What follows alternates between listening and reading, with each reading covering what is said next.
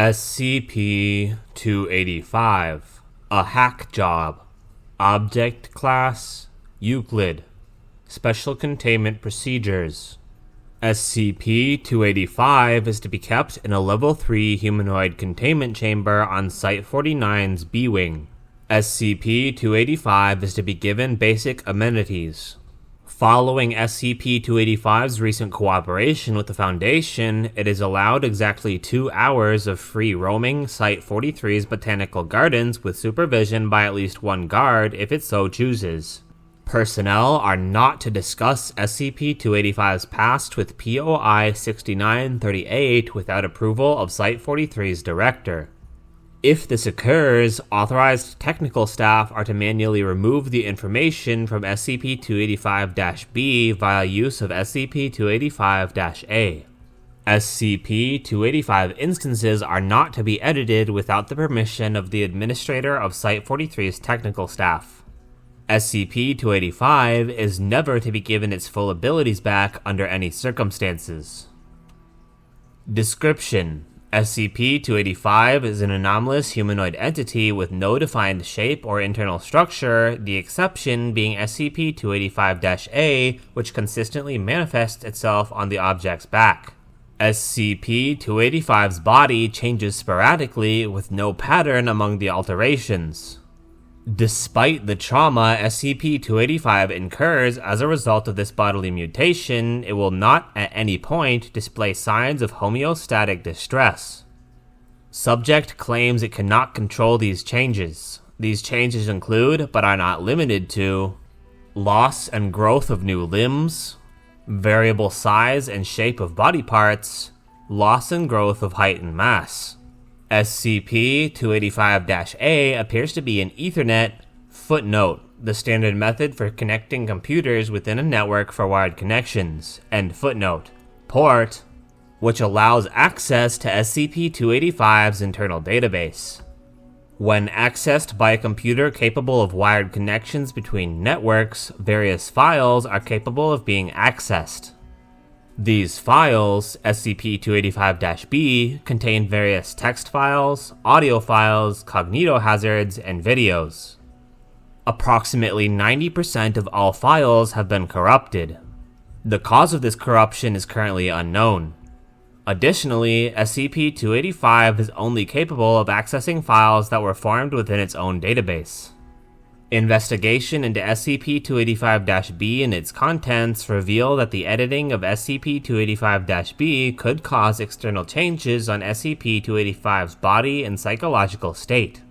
To what extent this is possible without causing permanent damage to SCP-285 is currently unknown. It is believed that POI 6938 used this ability to evade GOI 102, the Unusual Incidents Unit, through consistent use of editing SCP-285's facial structure and body type, along with editing in thaumatological-based offense capabilities to defend against GOI 102 agents.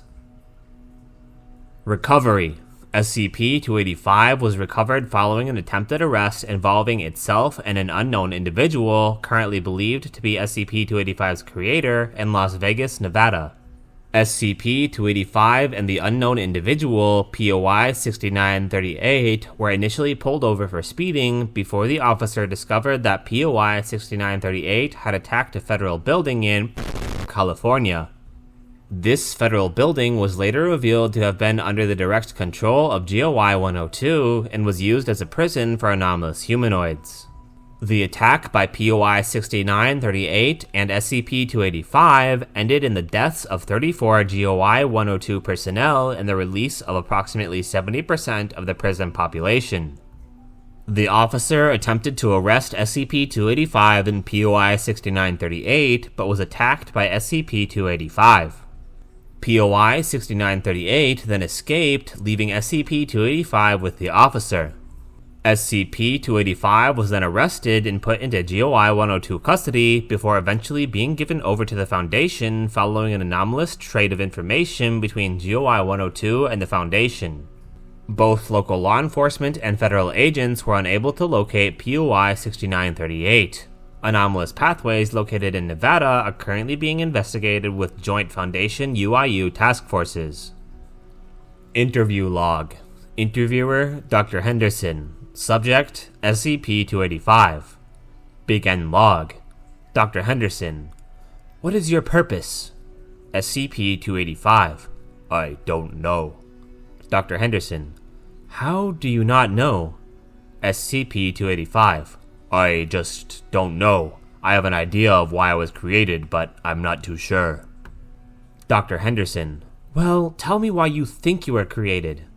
SCP-285. Well, to entertain kids. Originally, I think.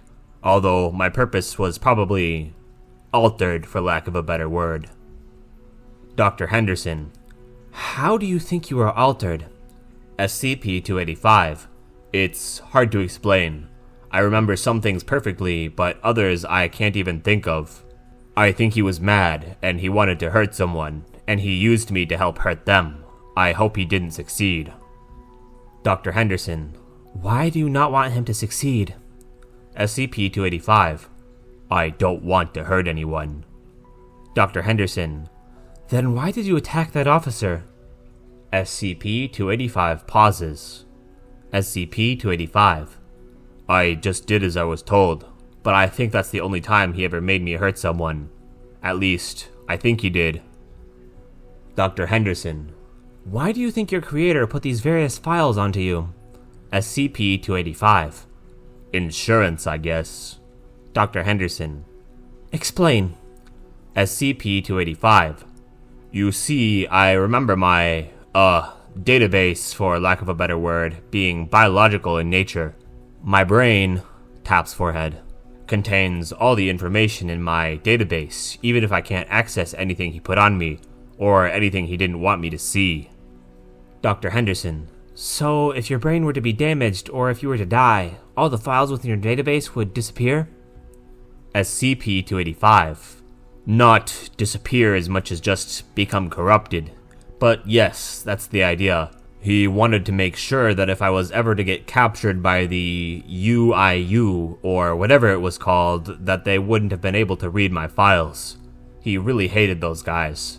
Maybe that's what made him mad in the first place. I remember whenever I brought it up, he'd get angry and yell at me a lot. I cried a little, but not a lot. He hates when I cry. It's not my fault that he created me to cry. Dr. Henderson.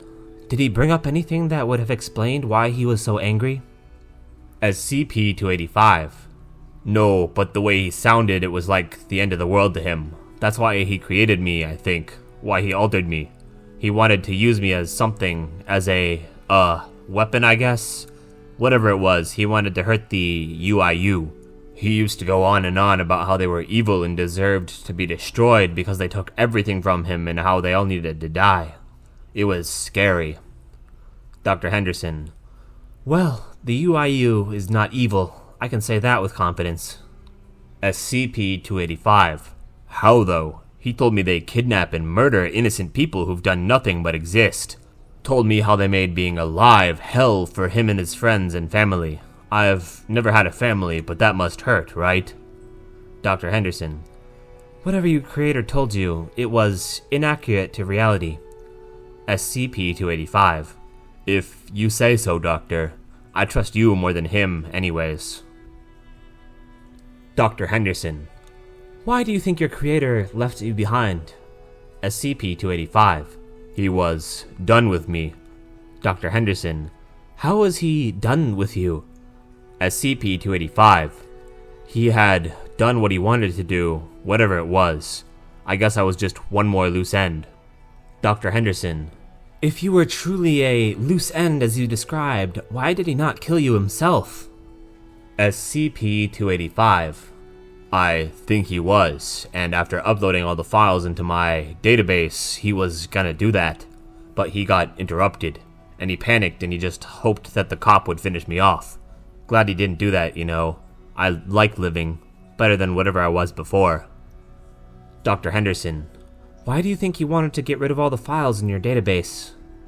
SCP-285. Something was there, something about other people. He did something to them, stole something real important to them. I think he was a part of them at one point, but left. Maybe I was a part of them too, I don't know. But I know that whatever group it was, he didn't want them coming after him, or finding me. Dr. Henderson, do you remember the name of this group? SCP-285. I don't know, man. I remember him talking about some fucking stoners, but that's pretty much it. End log. Addendum 285.1. The following collection of documents are filed in chronological order based off of documents from SCP-285's internal database and GOI 102 related documents. The purpose of this collection is to provide a possible time frame regarding SCP-285's creation and POI 6938's overall motive and goal. Document A. The following document was a deleted audio file believed to be addressed to SCP-285's original owners. I don't give a damn what Blunt thinks or says. I need him. Without him, I wouldn't have gotten this far. The damn feds are crawling all over the damn place, and this guy is the only thing keeping them away from me. If anything, you should be glad he's around. Better for them to get mind-fucked into oblivion than just killed, right? Man, you really gave this guy some sweet powers. You sure this guy was meant to be a kiddie thing? I thought we were meant to be pacifists or something. Not that I'm complaining. You know, that's the one thing I've always hated about you two. You're too damn soft. You don't ever fight back. You just sit on your ass and make jokes and do nothing. Yeah, it was fun what we did. For a while at any rate. Then Jordan got taken. You two wouldn't understand what it's like to have to take care of someone, look after someone, do some real shitty things to protect the ones that you love. And every damn time I tried asking you and the others about what we should do about Jordan, about how the Ravens took him. Remember what you fucking said, Jude? He got what he deserved? Well, I remembered that. Maybe we need a couple of terrorists in the world to knock the man down a peg or two. End Document A. Document B. Document currently believed to be in reference to Jordan from Document A. Initial report. Electronic copy below as per Federal Records Act. UIU file 2016-982, codename Merrymaker. Summary. Suspect capable of performing high-class thaumaturgy and minor reality warping. Possible connections to the Serpent's Hand, an anomalous terrorist organization, and is primarily active in Southern California and Nevada. Possible member of the secretive location known as the Library, the main base of the Serpent's Hand. Suspect description/capabilities. Name, unknown, but has consistently given out the first name, Jordan. Irregularity cross-reference. Human, magician, terrorist, American, Serpent's Hand. Physical description. Footnote. Textual footnote. Subject to consistent changes. End footnote. Sex, male. Height, 72 inches. Weight/build, 189 pounds, large. Race, white. Hair, brown. Eyes, blue. Identifying attributes. Tattoos depicting a hand strangling an American eagle, hammer smashing a 5-pointed star, and several hands tugging at a logo with 3 arrows pointing inwards. Capabilities. Suspect is capable of performing offensive thaumatic spells. These spells include fire-based projectiles, sentient flesh-based creations formed from his own epidermis. Footnote. Textual footnote. Currently unknown if the suspect is capable of advanced regeneration. End footnote. And capable of forming ways. These ways are not permanent and are incredibly unstable. In all cases, ways produced by the suspect are incapable of transporting him at long distances. These ways also cause temporary physical and mental effects to the suspect. Suspect suffers from vomiting and nausea after forming ways. Purpose/motive. Primarily motivated by hatred of organizations or agencies responsible for preserving and maintaining consensus reality, along with curbing activity in the anomalous community. Believes that the only way anomalous humans can continue to exist is the destruction of any and all normalcy agencies. Willing to cooperate with any group or person as long as this primary motive is still maintained. Modus operandi. Suspect often works with terrorist organizations, specifically the Serpent's Hand, various anarchists, footnote, An artist is the colloquial term among paranormal agencies to describe anomalous artwork. End footnote. Sects, and, on one occasion, with a currently unidentified anomalous terrorist group. Its cooperation is often in tandem with the organization's opposition to normalcy agencies. Behavior. Behaves with very little remorse or empathy towards non-anomalous entities. Exhibits unwillingness to socialize with other people, both anomalous and non-anomalous. Evidence. Destroyed unit patrol car. Patrol car has suffered major scorching on the exterior and interior of the vehicle. Analysis provides evidence of external source. Additionally, the hood of the car has been found to have been smashed in by an external force. Analysis of the vehicle suggests that the scorch marks were caused by a fire produced through thaumatology. Body camera footage. Footage shows suspect assaulting and killing 15 federal agents after an anomalous arms deal goes wrong. Footage of way. Footage of a way produced by the suspect. Bureau record. Current status: detained at California. Not allowed to contact anyone or receive packages from family or associates. Indefinite solitary confinement. Crimes: murder of a federal officer, destruction of property, anomalous arms dealing, drug ownership, drug trafficking, drug manufacturing, treason, terrorism, murder of a police officer, theft of federal property, speeding, arson, selling paratech without a license, performing thaumatology without a license, driving without a license, and evasion of arrest. Sentencing: capital punishment. History of UIU action. 5/22/2016. Suspect first appeared aiding a Serpent's Hand operative escape unit patrol vehicles with the currently unidentified Ford pickup truck. Used his thaumatological abilities to destroy 5 of the 7 cars. The suspect and the accompanying operative escaped after driving their vehicle through a way produced at the bottom of a canyon of which they had driven off of.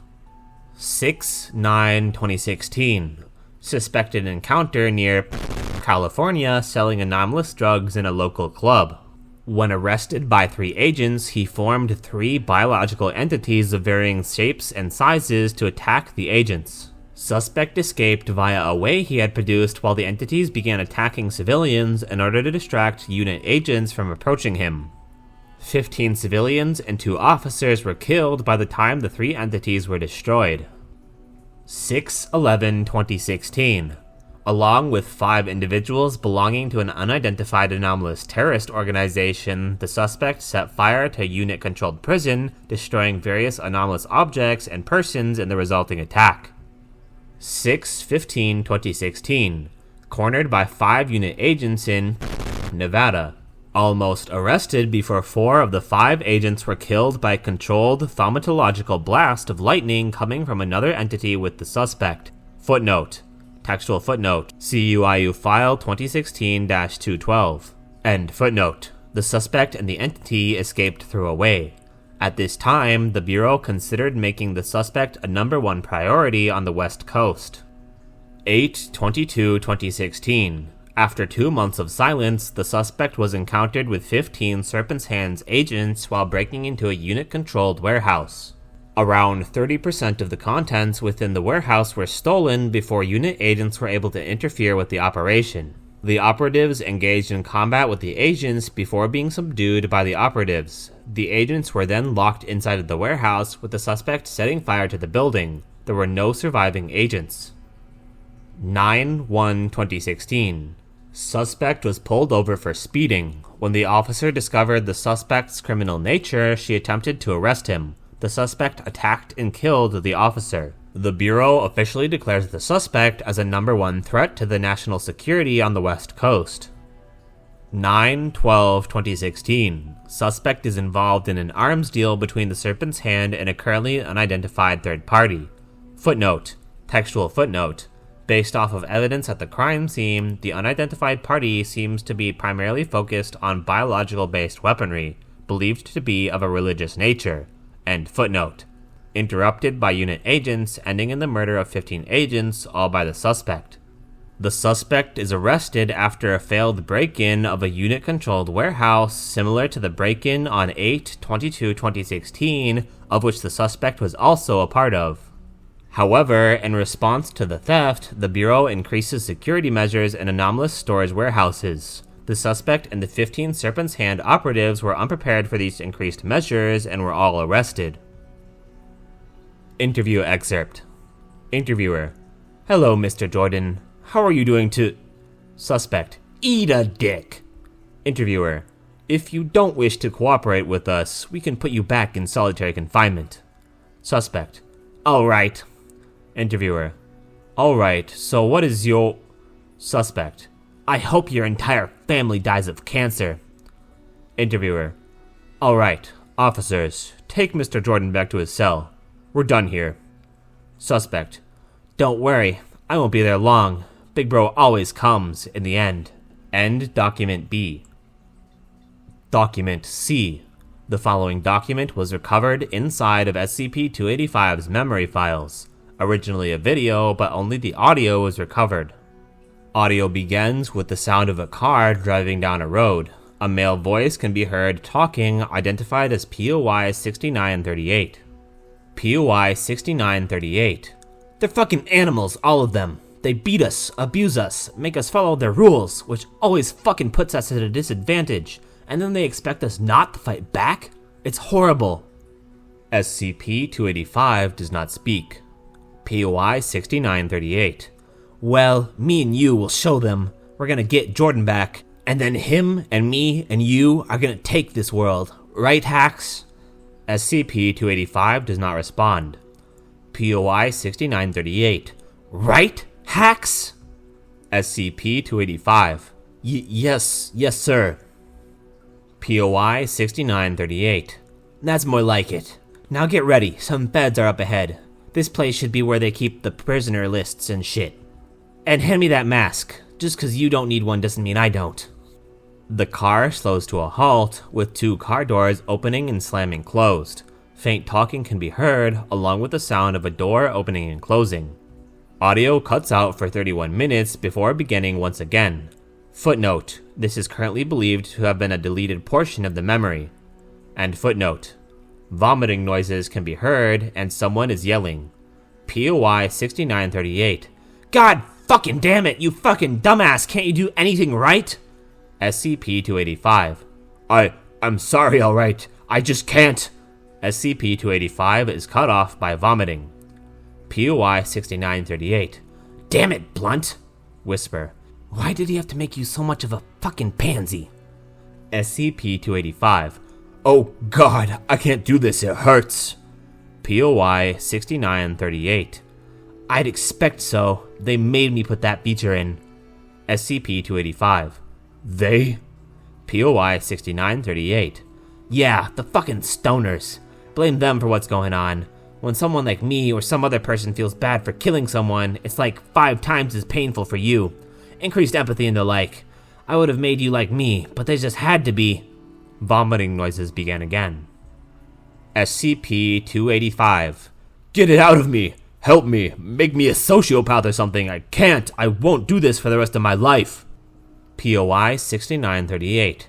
I can't. It's a built-in thing they made me put in you. I'd have to kill you to remove it. So better get used to it, Hacks. Thankfully, it wasn't too useless. We got what we needed. Go and, get some rest or whatever. SCP-285. Yes, sir. End video. End Document C. Document D. The following phone call is believed to be between POI 6938 and POI 6939 Jordan after they had escaped the correctional facility where POI 6939 had originally been placed. POI 6938. Hey dude, you there? POI 6939. Yes, I am. What happened? POI 6938. Fuck if I know, man. Our, mutual friends did something to Hacks. POI 6939. What do you mean, did something to it? POI 6938. I can't mess with his files now, without possibly killing him at any rate. POI 6939. And? POI 6938. Which means he's a liability. They know his face, and he doesn't have any of the fancy stuff he used to have. Now he just sorta changes at random. He's too dangerous. POI 6939. What do we do now? POI 6938. We, do what we need to do. POI 6939. Of course. Where will it be? POI 6938. Outside of Vegas. I'll meet you at Salt Lake. POI 6939. Alright, just be careful, alright. POI 6938. You know I am, brother. Love you. POI 6939. Love you too. End Document D. Addendum 285.2. The following document was given to the Foundation by GOI 102 during the initial trade between GOI 102 and the Foundation. Holy heck! You've just found yourself your very own Mr. Hacks by Gamers Against Weed. Always use anti-malware, kids. Who is this 4chan? Collect them all and become Mr. Gamer. Number 1. Mr. Literal Serial Killer. Number 2. Mr. Normie. Number 3. Mr. Bernie Sanders. Number 4. Mr. Get Anything for Free in Any Shop. Number 20. Mr. Sex Number. Number 21. Mr. Heavenly Virtues. Number 22. Mr. Deadly Sins. Number 23. Mr. Original Character. Number 24. Mr. DARE. Number 25. Mrs. Gentrification. Number 26. Mr. Mad About Video Games. Number 27. Mr. Meme. Number 28. Mr. Ominous. Discontinued. Number 29. Mr. Destiny. Number 30. Mr. Monty Python and the Holy Grail. Number 31. Miss Zapatista. Number 32. Mr. Hacks. Yay! Number 3. Mr. Just Has the Tattoo. Number 34. Mr. Top Text and Mr. Bottom Text. Number 35. Mr. Finale. Addendum 285.3. The following document was discovered inside of a sealed envelope addressed to Site-43 staff. Dear Janitors/Ravens, I know this type of thing isn't our usual style, but we as a group decided that this situation couldn't be considered normal by any stretch of the imagination. We know you have Hacks, and we know what happened to him, including what happened with Ken and Jordan, and what they planned on doing to him. How we know this is not important, but what is important is what we learned from it, and we just want to say one thing to everyone involved. We're sorry. We're sorry we trusted a monster who we thought was our friend. We're sorry we couldn't stop him in time. We're sorry that we couldn't prevent what you went through, Hacks. I, and the rest of this group, want to say that we never wanted any of this to end this way.